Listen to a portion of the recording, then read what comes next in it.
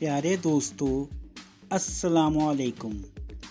میرا نام طارق نصیر ہے اور اس وقت آپ ملاحظہ فرما رہے ہیں میری تحریر کردہ نئی کتاب انقلاب فرانس کا سرورق، اور اس وقت آپ کی خدمت میں میری اس نئی تحریر کردہ کتاب کی 14ویں ویڈیو قسط پیش کی جا رہی ہے، جو کہ میری اس کتاب کے صفحہ نمبر 131 سے لے کر صفحہ نمبر 140 تک کے صفحات پر مشتمل ہے۔ تو آئیے دوستو، اب ہم اپنی اس نئی کتاب کی 14ویں ویڈیو قسط کا آغاز کرتے ہیں۔ بسم اللہ الرحمن الرحیم۔ فرانسیسی عوام نے بستیل کے قلعے سے اسلحے کا تمام ذخیرہ بھی لوٹ لیا، اور پھر آپ جانتے ہیں انہوں نے اس قلعے کے ساتھ کیا سلوک کیا؟ فرانسیسی عوام نے اس قلعے کو توڑنا شروع کر دیا اور انہوں نے اس قلعے کا ایک ایک پتھر اکھاڑ لیا، اور کچھ ہی عرصے کے بعد اس مضبوط قلعے کا نام و نشان تک مٹا دیا گیا۔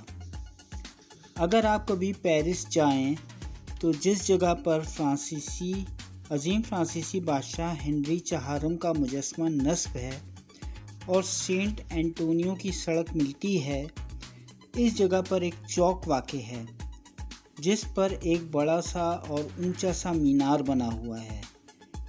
اس جگہ کو پلیس ڈی لا بیسٹیل کہا جاتا ہے۔ یہ وہ جگہ ہے جہاں پر کبھی بستیل کا قلعہ ہوا کرتا تھا۔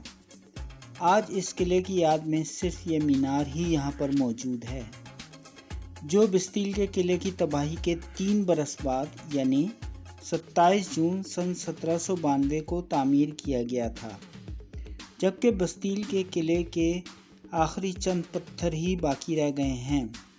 بستیل کے قلعے کی تباہی انقلاب فرانس کا اہم ترین واقعہ ہے۔ فرانس میں آج بھی ہر سال 14 جولائی کو قومی جذبے کے تحت بستیل ڈے منایا جاتا ہے۔ اس روز عوامی چھٹی کا دن ہوتا ہے اور اس مقام پر ایک سالانہ فوجی پریڈ بھی منعقد کی جاتی ہے۔ لڑاکا طیارے پروازیں بھرتے ہیں اور فرانسیسی عوام اس روز آزادی کی خوشیاں دل کھول کر مناتی ہے۔ بستیل کے قلعے کی اس تباہی کو اب 234 برس بیت چکے ہیں۔ بستیل کے قلعے کی اس تباہی نے فرانس میں بادشاہت کی بنیادیں ہلا کر رکھ دی تھیں، لیکن یہ تو ابھی انقلاب کی شروعات تھیں۔ باب پنجم: فرانسیسی انقلاب کامیاب یا ناکام؟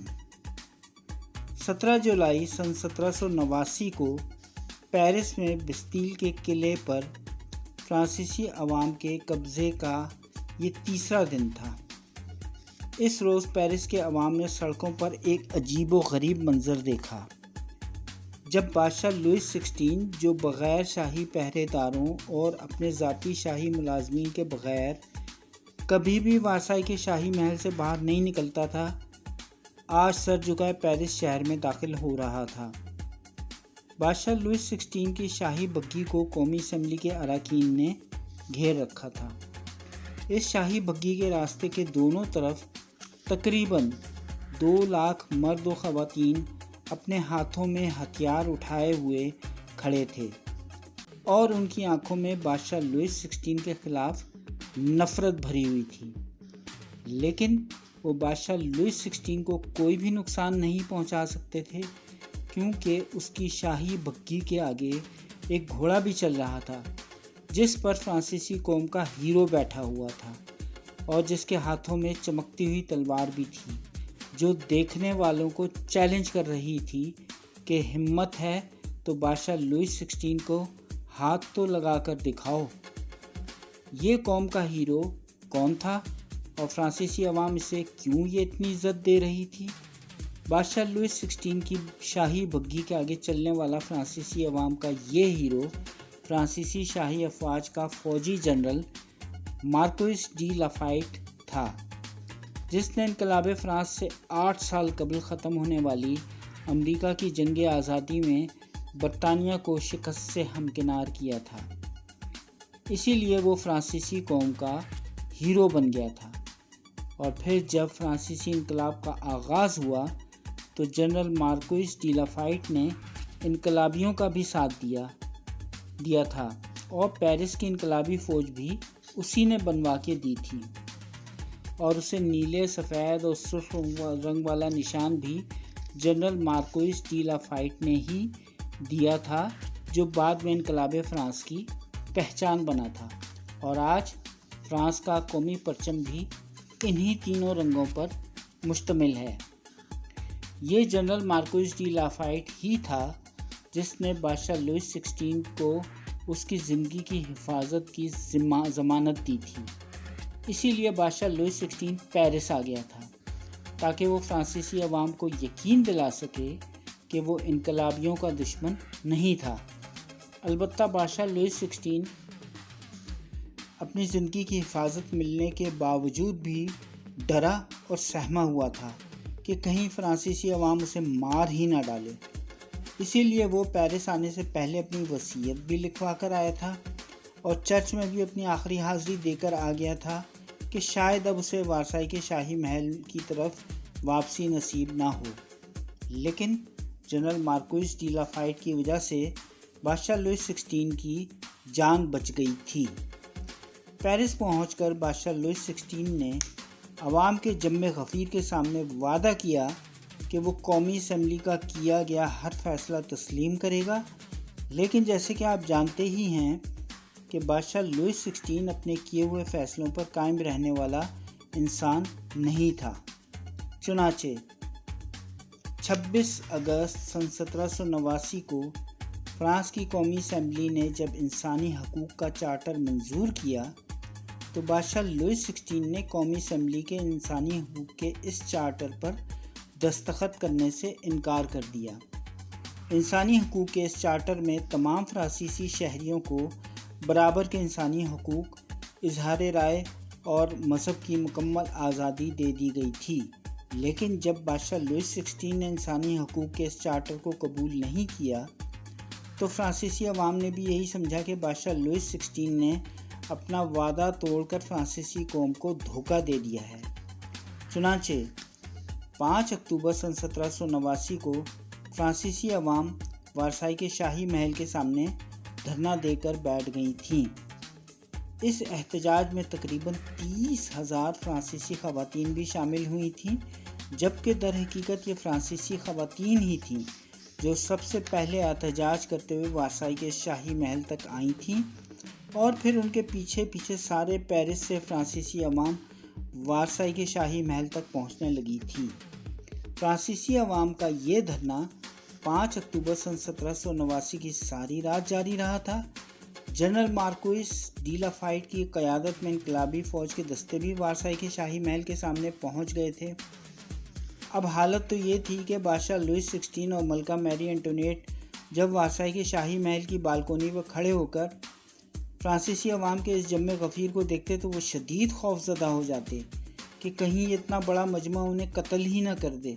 لیکن اس مرحلے پر جنرل مارکوئس ڈی لافائٹ نے آگے بڑھ کر ملکہ میری انٹونیٹ کا ہاتھ چوم لیا۔ فرانس اور یورپ بھر میں خواتین کو عزت دینے کے لیے ان کا ہاتھ چوما جاتا ہے۔ چنانچہ جب جنرل مارکوئس ڈی لافائٹ نے ملکہ کی عزت افزائی کی تو فرانسیسی عوام کا غصہ بھی ٹھنڈا ہو گیا۔ شاہی خاندان کی جان تو بچ گئی تھی، لیکن فرانسیسی عوام بادشاہ لوئس 16 اور ملکہ میری انٹونیٹ کو گرفتار کر کے انہیں ورسائی کے شاہی محل سے پیرس لے آئے تھے، جہاں انہیں پیرس کے ٹیولری پیلس میں ٹھہرا دیا گیا تھا۔ بظاہر ایسا لگ رہا تھا کہ فرانس میں حالات اب پرسکون ہو چکے ہیں، لیکن دنیا کے ہر انقلاب کے ساتھ یہ مسئلہ رہا ہے کہ وہ پرامن نہیں رہ سکتا۔ اس کی وجہ یہ ہے کہ پرانے نظام کے حامی افراد نئے نظام کو دل سے قبول نہیں کر پاتے، اور دوسری طرف انقلابیوں میں بھی یہ حوصلہ نہیں ہوتا کہ وہ پرانے نظام کو چلانے والے لوگوں کو برداشت کر سکیں۔ فرانس میں بھی یہی کچھ ہوا۔ ایک طرف تو بادشاہت کے حامیوں، جنہیں عام طور پر ڈینڈینز کہا جاتا تھا، نے سارے فرانس میں ہنگامے کرنے شروع کر دیے تھے۔ تو دوسری طرف انقلابیوں نے بھی اپنے سیاسی مخالفین اور پادریوں کو قتل کرنا شروع کر دیا تھا۔ سن 1789 میں شروع ہونے والے ان ہنگاموں نے قومی اسمبلی میں ایک ایسے نئے گروہ کو سر اٹھانے کا موقع دے دیا۔ اس گروہ کا نام جیکوبین کلب تھا، جو برٹنی شہر سے منتخب ہونے والے اراکین قومی اسمبلی نے قائم کیا تھا۔ جیکوبین کلب کے ارکان قومی اسمبلی اس انقلاب کے کٹر حمایتی تھے اور اس انقلاب کے خلاف بات کرنے والے ہر اس شخص کو سزائے موت سے کم کسی سزا پر راضی نہیں ہوتے تھے۔ اس گروہ کا سربراہ وہی میکسیملین رابسپیئر ہی تھا۔ جی ہاں، وہی میکسیملین رابسپیئر جس نے کبھی بادشاہ لوئس 16 کی شان میں قصیدہ خوانی کی تھی، اور آج وہی میکسیملین رابسپیئر بادشاہت کا سب سے بڑا مخالف بن گیا تھا۔ میکسیملین رابسپیئر کے متعلق مشہور تھا کہ وہ نہ تو خود کرپٹ ہے اور نہ ہی کوئی اسے کرپشن کرنے پر آمادہ کر سکتا ہے، یعنی وہ کرپشن سے بالکل پاک و صاف ہے۔ میکسیملین رابسپیئر اپنے ابتدائی دور میں فرانسیسی عوام کو برابری کے حقوق دینے کا سب سے بڑا حامی تھا اور سزائے موت دینے کا سب سے بڑا مخالف تھا۔ میکسیملین رابسپیئر کو ایک مرتبہ جج بھی بنایا گیا تھا، لیکن اس نے صرف اس وجہ سے اس عہدے سے استعفیٰ دے دیا تھا کیونکہ وہ مجرموں کو سزائے موت نہیں دے سکتا تھا۔ لیکن اب یہی میکسیملین رابسپیئر جیکوبین کلب کا ایک ایسا رہنما بن گیا تھا جس کے خیالات اب مکمل طور پر تبدیل ہو چکے تھے، اور انہی بدلے ہوئے خیالات نے سارے فرانس کو ایک ایسے خونی دور میں دھکیل دیا تھا جسے دہشت کا دور یعنی رین آف ٹیرر کہا جاتا ہے، جو کہ سن 1789 سے لے کے سن 1799 تک جاری رہا تھا۔ فرانس میں اس دہشت کے دور میں موت کی سزا دینے کا ایک ایسا آلہ بھی سامنے آیا تھا جس نے پوری دنیا کو اپنی دہشت سے ہلا کر رکھ دیا تھا، اور دنیا آج بھی جب اس موت کی سزا دینے کے آلے کا نام سنتی یا دیکھتی ہے تو ان میں خوف کی ایک لہر دوڑ جاتی ہے۔ موت کی سزا دینے کا یہ آلہ دنیا بھر میں دہشت کی علامت بن کر رہ گیا تھا۔ موت کی سزا دینے کے اس آلے کا نام گلوٹین تھا، اور اسے ایک فرانسیسی سیاستدان ڈاکٹر جوزف اگنس گلوٹین نے ایک جرمن انجینئر ٹوبیاس شمیڈٹ کے ساتھ مل کر تیار کیا تھا، اور اس نے موت کی سزا دینے کے اس آلے کا نام بھی اپنے نام پر گلوٹین ہی رکھا تھا۔ موت کی سزا دینے کے اس آلے کو ڈاکٹر جوزف اگنس گلوٹین نے 10 اکتوبر سن 1789 کو فرانس کی قومی اسمبلی میں متعارف کروایا تھا۔ ڈاکٹر جوزف اگنس گلوٹین نے فرانس کی قومی اسمبلی کو یہ بھی بتایا تھا کہ گلوٹین مجرموں کو موت کی سزا دینے کا آلہ ہے، جس میں قیدی کو لکڑی کے ایک شکنجے میں کس کر اس کی گردن پر ایک تیز دھاری دار بلیڈ اوپر سے تیزی سے گرایا جاتا ہے، جس سے قیدی کا سر کٹ کر سامنے موجود ٹوکری میں گر جاتا ہے۔ ستم ظریفی یہ دیکھیے کہ گلوٹین، جس کا خیال کر کے آج بھی لوگ خوفزدہ ہو جاتے ہیں، اسے اس لیے بنایا گیا تھا کہ تاکہ مجرم قیدیوں کو تکلیف دہ موت نہ دینی پڑے، کیونکہ جس دور میں یہ آلہ بنایا گیا تھا اس دور میں یورپ کے سارے ممالک میں قیدیوں کو انتہائی ظالمانہ طریقوں سے سزائے موت دی جاتی تھی، جس میں مجرم قیدیوں کو زندہ جلائے جانے سے لے کر گھوڑوں کے ساتھ باندھ کر بازو اور ٹانگیں اکھاڑ دینے سمیت کئی غیر انسانی خطرناک سزائیں بھی شامل تھیں۔ ایسے میں گلوٹین جیسی مشین کو ایجاد کر کے ڈاکٹر جوزف اگنس گلوٹین نے سزائے موت دینے کا ایک ایسا آسان اور بہترین طریقہ ایجاد کر لیا تھا جس سے کسی بھی مجرم قیدی کو بآسانی بغیر تکلیف کے سزائے موت دی جا سکتی تھی۔ ڈاکٹر جوزف اگنس گلوٹین نے 10 اکتوبر سن 1789 کو فرانس کی قومی اسمبلی میں اپنی اس مشین کو متعارف کرواتے ہوئے یہ بھی بتایا تھا کہ یہ لوگوں کو سزائے موت دینے کا سب سے سادہ ترین طریقہ ہے۔ فرانس کی قومی اسمبلی سے موت کے اصالے کے استعمال کی منظوری ملنے کے بعد اب فرانس میں ہر مجرم کی گردن گلوٹین سے ہی کٹنے لگی تھی۔